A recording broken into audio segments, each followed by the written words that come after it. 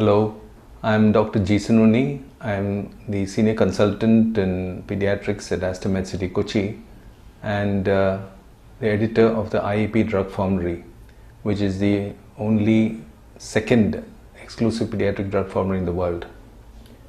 Well, today we are going through a pandemic of COVID-19, and I'm going to just explain what's happening to children as far as this pandemic is concerned. Now, this pandemic was something that was predicted.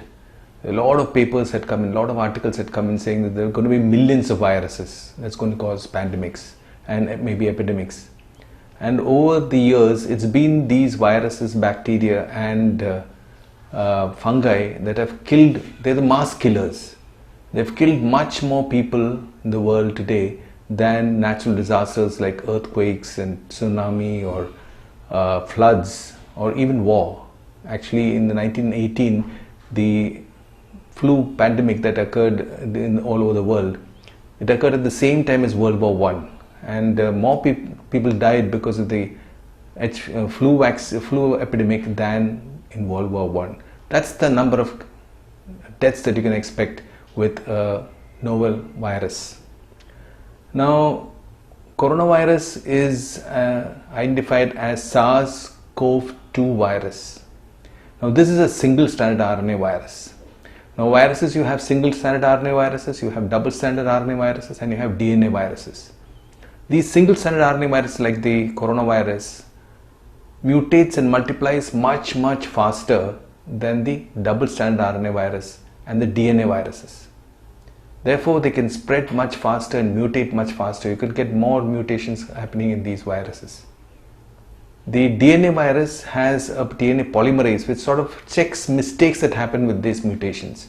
And that is not there in a single-stranded RNA. So that's what happens with the coronavirus. There are a lot of mutations happening and therefore it can spread very fast. So what's happening to children in this pandemic? In China, 0 to 9 years, 0.9% of the total number of cases that happened, the confirmed cases that occurred in China, only 0.9% were children 0 to 9 years of age, and none of them died. And in the 10 to 19 years, 1.2% of the total number of cases occurred in 10 to 19 years, and there was only one death. There was a 0.2% of the fatality in children there. Italy, the same thing. Italy, you had about 0.5% of the total number of cases were 0 to 9 years, and 0.7% was 10 to 19 years. All the children recovered, no deaths reported. So this happened, the same thing has happened with the SARS epidemic, earlier SARS epidemic, SARS, MERS and the SARS-CoV-2, COVID-19, others different, the same virus, coronavirus, which is mutating and producing new viruses. So the SARS virus, which produced the epidemic in 2013 in Hong Kong, none of the persons below 24 died, and very few children required PICU admission. So that's the case, that children, they are infected because SARS-CoV-2 will infect neonates to adults, everybody. But children have much less illness. They play a role in the transmission of the coronavirus, but even children who have high viral loads have very milder disease than adults. So similar results were also seen in rats. Studies in rodents also showed that the younger mammals, younger rats, had much less disease with coronavirus. So SARS-CoV-2, how it acts, it has been found that it uses the angiotensin converting enzyme 2 receptor, ACE2 receptor, that's for easy naming, ACE2 receptor to enter into the target cells. So it requires this enzyme, and this ACE2 receptors are present in abundance in the lung, and being in abundance in the lung, it sort of protects the lung from injury. So what are the reasons why children have less disease than in adults? There are multiple reasons. One is that their exposure is much less. With viruses and other things, they have much less exposure than in adults. They move around less. They have a robust immune system. Because of their robust immune system, it protects against diseases. and the T cell system is very efficient. You have something on the Th2, which is it sort of protects against, or it's something that it destroys the parasites and viruses that enter the body. So Th2 system is very strong in children, and it guards against the runaway inflammation that can occur with SARS-CoV-2. So that is something that we must remember, that there is something that the immune system is probably helping children. The ACE2 receptors, we said, was the pathogenomon, was the reason why the virus could enter into the cell, is in abundance, as I said, in the lung, and this decreases with age. So children, this is seen in rats, and this is in children also, probably this is happening, that you have a lot of ACE2 receptors in the lung, which protects the lung. And it has been shown that this ACE2 receptors, when it is present in excess in the lung, it prevents injury to the lung due to sepsis, acid aspiration, SARS, and H5N1 disease. So SARS, this is probably one reason why the disease in children is less. They have a lot of ACE2 receptors in their lung. Another postulation is trained immunity. What is trained immunity? When there is exposure to a lot of antigens, the innate memory cells, immunity cells will then become memory cells. They remember this antigen that is being presented to this person. And so if you have a lot of antigens exposure, then it protects and the antigens are almost similar. The innate immunity will protect against invasion by viruses. As you know, the seroconversion with OPV and rotavirus is much less in India than in the developing countries. So probably a lot of viruses in the community prevents a new virus from getting a foothold, from producing a severe infection in a person. And these children in India are exposed to so many vaccines. Like you have BCG given at birth, you have oral polio, you have hepatitis B, and the mothers get Tdap or Tdvac, an influenza vaccine, and they're exposed to a lot of atypical and typical bacteria and viruses and fungi. So all this exposes them to a lot of antigens. So this also may be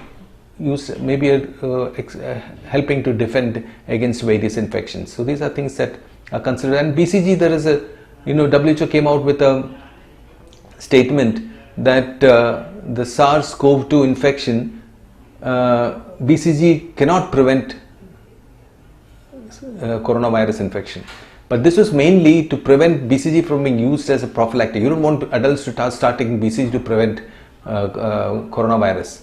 But all the three studies which are referred to in this statement, they checked the COVID-19 in countries where BCG was given to all children and where BCG was not given, and they found that COVID-19 was less in the countries where BCG was given to all children. So here in India we have universal BCG vaccination at birth. Probably it is protecting against the disease. There's also a postulation that malaria, wherever there's malaria in excess, you have less of COVID-19. Probably a lot of Indians are taking chloroquine because of the malarial endemicity, and that also may be a reason why the spread in India has not been as rapid, as the spikes, the doubling rate has not been so much as in the West.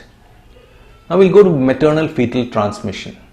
Whether a COVID-19 mother can transfer the virus to the baby, either transplacentally or in intrauterine transfer. Well, so far the reports say that is not possible. China result in 38 mothers, they did not transfer it to their children. All the, including placenta and all the tests done in the babies born, there was no virus detected. So at this point of time, we should be almost certain that there is no maternal-fetal transmission of the virus. But there was another study which we had newborns with COVID-19. Only one had severe disease, and there was some reason for that. The other comorbid conditions made the child sick. In there, they couldn't really rule out the possibility of a vertical transmission. So when a child is born, when a mother is pregnant, COVID-19 positive mother is pregnant, what are the features what are the things that you need to look into? You should have a local hospital policy whether all deliveries of mothers with COVID-19 should be attended to by a pediatrician or neonatologist. There's no need for low risk pregnancies to be attended by a pediatrician or a neonatologist. So that will also conserve PPEs. Now, if they are expecting neonatal emergencies, like it's a mother, you're going to expect fetal distress and you're going to expect neonatal emergency, then a pediatrician can attend, but he should take all precautions that with PPEs should be used, because the maternal aerosol could transfer could be infective for the neonatologist. And if you're doing emergency procedures like intubation or starting or nasopharyngeal suction, it is an aerosol generating procedure, and therefore you should be using your PPEs. Once the child is born, bathing should be done as soon as possible, so that if there is any virus that is present on the skin surface, it is washed off. The most guidelines say that you should separate the mother from the baby. So sometimes for prolonged periods, and therefore before delivery itself or during the antenatal period itself, when you find that the mother is COVID-19 positive, you must explain to the mother that after delivery the baby may not be in the room with you. It may be, the child may be, baby may be separated, and because the separation may be for a long time, we cannot as yet say whether there is any chance of the mother postnatally transferring the virus to the baby. So that mother to child transmission we can't estimate. And the benefits of separation is more if the mother is sicker. Now, what about breastfeeding in the COVID positive mother? There is no study that shows that virus was present in breast milk or in amniotic fluid so far. So mothers, what we would expect all hospitals to do is to express breast milk and give it. And while you're expressing breast milk, appropriate breast hygiene and hand hygiene should be adhered to. And the mother and the breast pumps and all the components used for expressing breast milk must be thoroughly cleaned in between the pumping sessions. So that standard hospital infection control procedures must be adhered to. And so the baby has to be, if the hospital has a separate room for the baby, that is best. So that you take the express milk and give it to the baby. But if there is no the facility for a separate room, then the baby will be in the same room, but it should be 6 feet away from the mother. And if you have a curtain between the mother and the child, then that also reduces the exposure of the mother to the baby. And express breast milk is given as said earlier. But if the mother insists that she wants to have skin-to-skin contact and wants to give direct breastfeeding, then if the hospital policy is not that, then you must get a informed consent. You must have a signed consent form for the mother and relatives to sign, saying that we can't take the risk of the baby getting the corona. Therefore, if she is insisting on directly breastfeeding, that signature has to be taken, and the mother has to be careful with proper masks and breast hygiene, and policies that require cleanliness must be taken care of, so that the mother doesn't transfer to the baby, the virus to the baby. Ensure that only one bystander is allowed in the hospital. Now, what do you do when the child is born? Do you test the baby? Now, if you want to know if there is, we don't know the time and extent as yet of the testing, what should be done. But to distinguish between transient viral colonization and infection in the baby, you must do 2 tests at least. One in the first 24 hours, a molecular assay should be done in the first 24 hours, and a second one should be done 48 hours at 48 hours of age. Now, if the baby is well and is discharged before 48 hours of age, and if you can't do the second test at 48 hours, then you must ensure that follow-up is done telephonically, by telemedicine, in person, for 14 days after discharge, to make sure that the baby is not getting the disease. So it has been shown that babies who are negative in the first 24 hours may be positive at 48 hours of age. So you have to be aware of this possibility. Now, what happens to babies who are at home? When the baby is gone home, it must ensure that the distancing between at 6 feet distance should be maintained even at home, until the mother is febrile for 72 hours after without antipyretics, or is 7 days from the onset of symptoms, or has 2 negative COVID-19 tests done 24 hours apart. Only then can the mother go close to the baby. Otherwise, the 6 feet distance will be maintained, and if she is breastfeeding or anyone take care of the baby, should use all PPEs required. Now, what about immunization of the baby during COVID-19 pandemic? Now, what happens is that the primary health system is more addressing the containment of the pandemic. So routine vaccination will suffer because there is social distancing, and the parents are finding it difficult to get the child to the immunization center. So there is a chance that there could be an outbreak of vaccine preventable diseases. In the 2014-15 Ebola virus outbreak, the number of deaths caused by the vaccine preventable disease like measles and HIV and tuberculosis exceeded the number of deaths due to Ebola virus itself. So that's what could happen. So each COVID-19 prevented could result in about 34 to 1,200 odd future deaths due to vaccine preventable disease. So vaccination is absolutely important. And the Ministry of Home Affairs April 15, 2020 came out with a document that essential medical services have to be maintained during lockdown, and immunization is an essential medical service. So therefore immunization should not be stopped. There is no risk in immunizing a well child during the COVID-19 pandemic. You have to monitor strictly for any increased AEFIs, and of course all precautions have to be taken. All the vaccines that are at birth, BCG, OPV and hepatitis B, can be given anyway because the baby is in the hospital. All primary vaccines should be taken. It should not be postponed. So TPT, hepatitis B, Hib, OPV, IPV, rotavirus. There should be priority for pneumococcal influenza vaccine to vulnerable groups. Varicella and MMR vaccine should be given to all children according to age. There is no problem, should not postpone those vaccines. Typhoid vaccine should be clubbed with either the influenza vaccine at 6 months or the MMR vaccine at 9 months. Wherever there is an endemic area for Japanese encephalitis, that vaccine should be given at 1 year of age. There is no problem giving multiple vaccinations even at this time. So what we will postpone is hepatitis A, HPV, and all boosters can be postponed to a later date.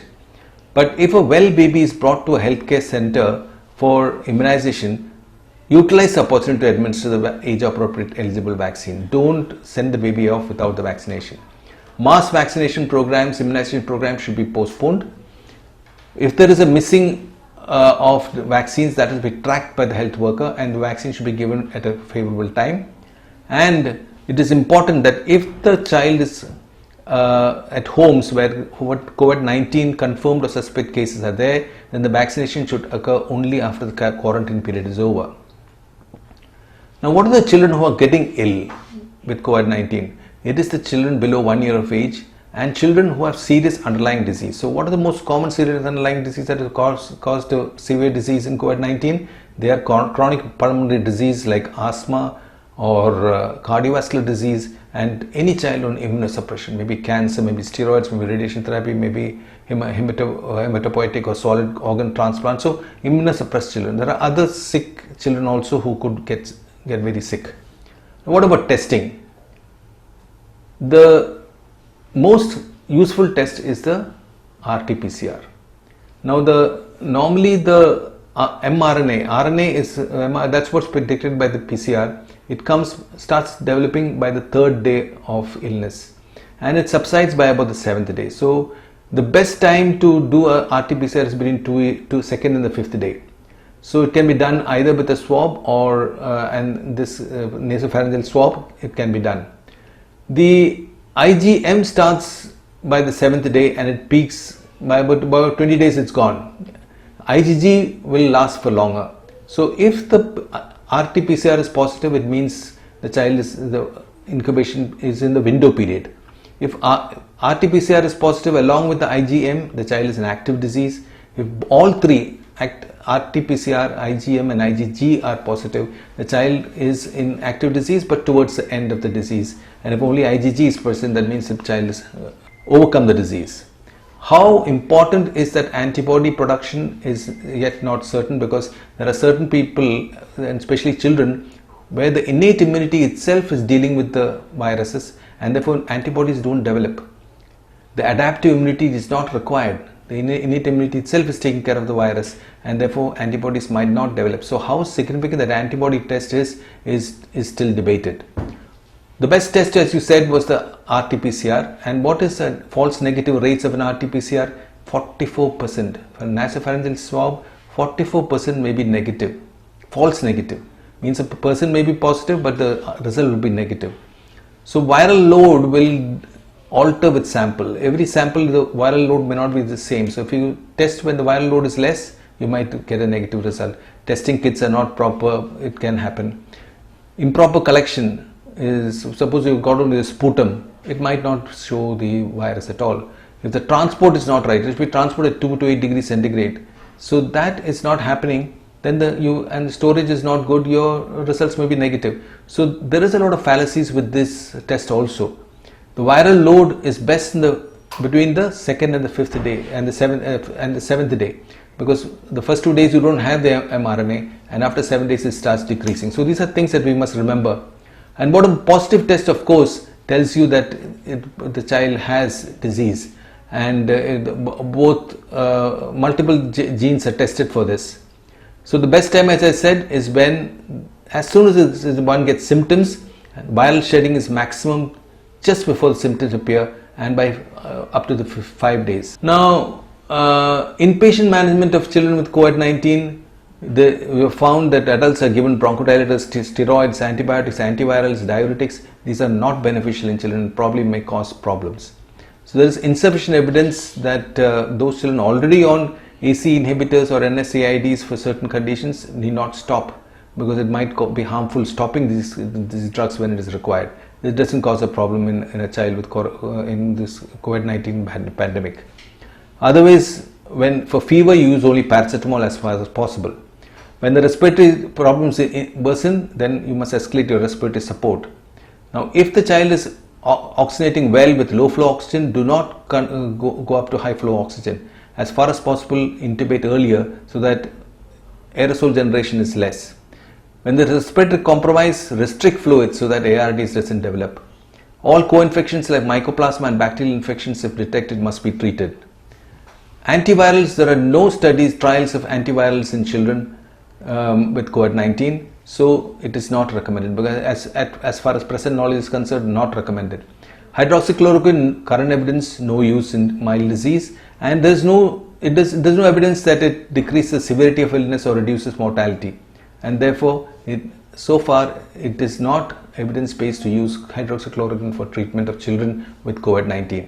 But when a child gets sick, all these measures are used. You give antivirals and this hydroxychloroquine are all given, but as far as a child is concerned, there is no evidence that it helps.